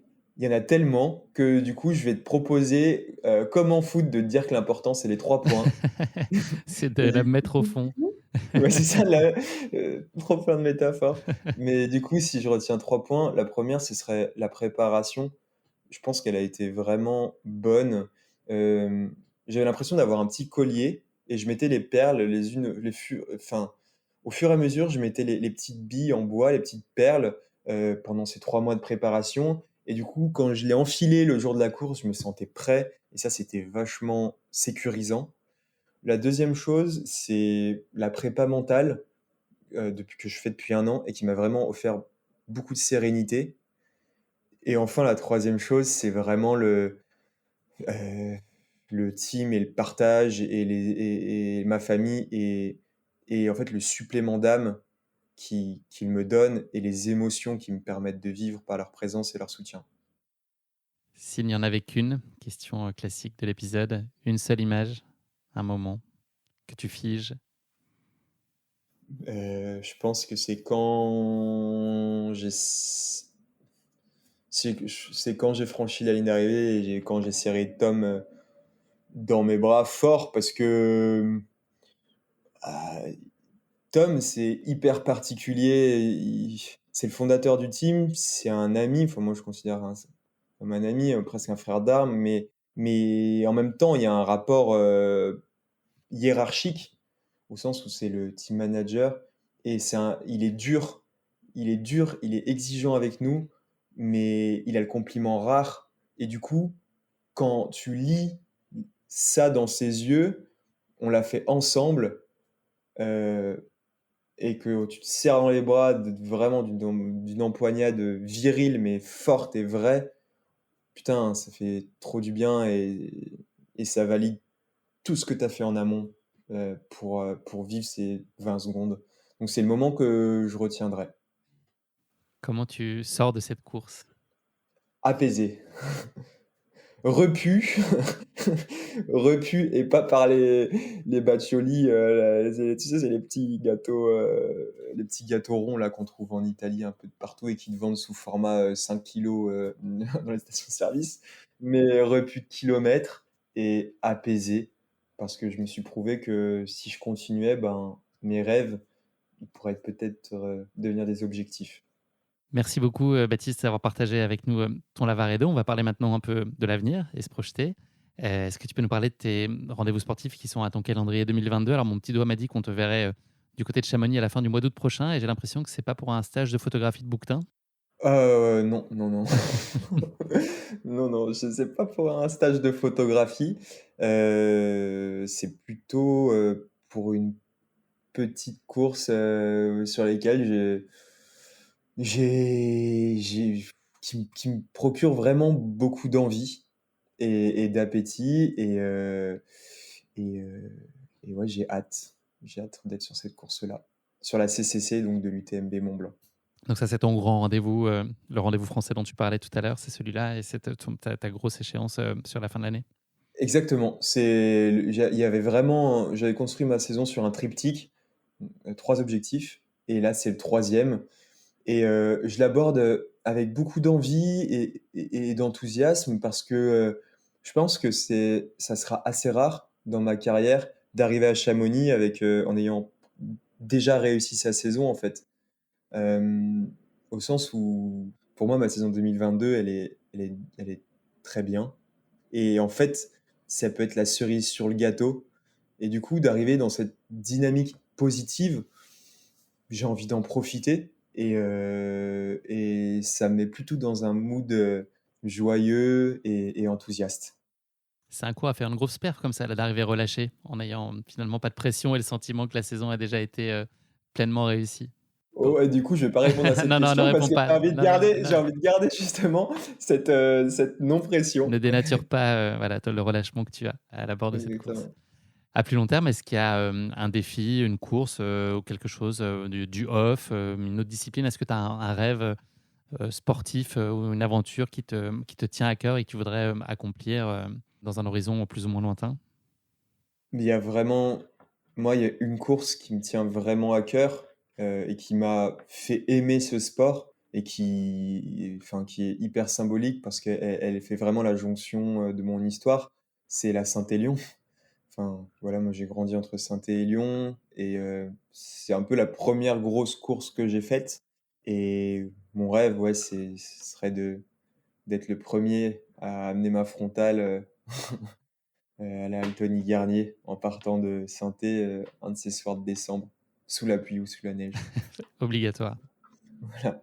Il y a le matériel obligatoire, il y a les conditions météo obligatoires et la neige et la pluie, Ouais, ça fait partie. sinon, c'est pas une vraie Saint-Élion. Non, en fait, c'est la course. J'ai l'impression que c'est pas le plus fort qui gagne, celui qui a le plus envie, tellement à chaque fois, c'est dantesque. Moi, l'année où je l'ai couru, je sais plus si c'était de la course à pied ou du swimrun, donc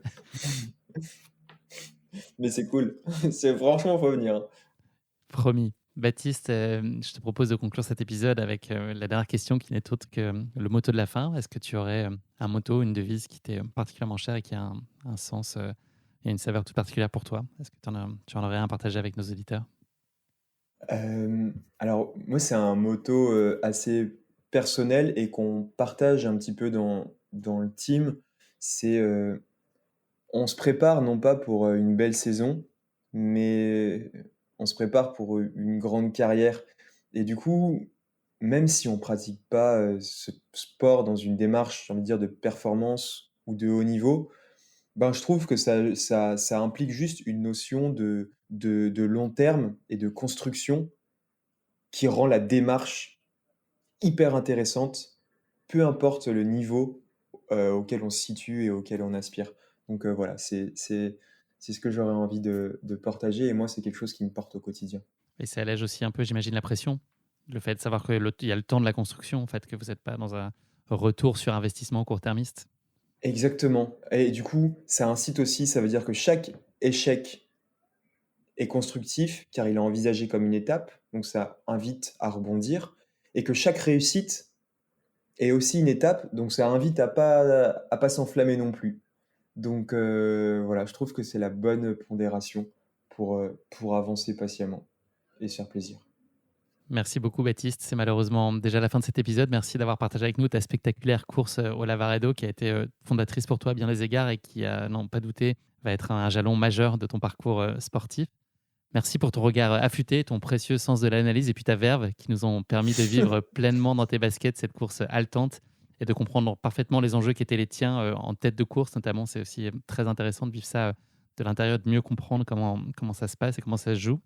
Je te souhaite de t'accomplir pleinement à l'avenir, tant d'un point de vue sportif que professionnel, mais aussi familial auprès de ton entourage, on l'a compris, qui compte tant pour toi.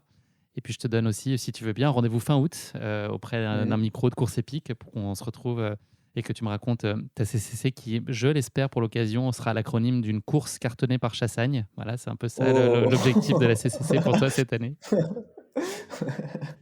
Waouh! C'est une T'achètes. sacrée fin. Ça, j'achète la fin, c'est pas un point final, c'est des points de suspension en plus. Donc Merci non, pour c'est nos cool. échanges, Baptiste. Ça a été un grand plaisir et ça a été passionnant. Je te remercie beaucoup. Vraiment, j'ai pris du plaisir à faire ce podcast et c'était un bon moment, ça restera un bon souvenir. Beau souvenir partagé. Merci pour tout, Baptiste. À bientôt. Merci à tous d'avoir écouté cet épisode. Si vous l'avez écouté jusqu'ici, c'est qu'il vous a probablement plu. Alors n'hésitez pas à le partager autour de vous et également à vous abonner, à noter et à rédiger un avis sur votre plateforme d'écoute favorite. C'est essentiel pour que Course Épique soit mise en avant et puisse ainsi continuer à se développer. Cela ne vous prendra que quelques secondes et ça change beaucoup de choses pour le podcast. Merci encore infiniment pour votre soutien et pour votre fidélité et je vous dis à très bientôt pour une nouvelle Course Épique. Évidemment.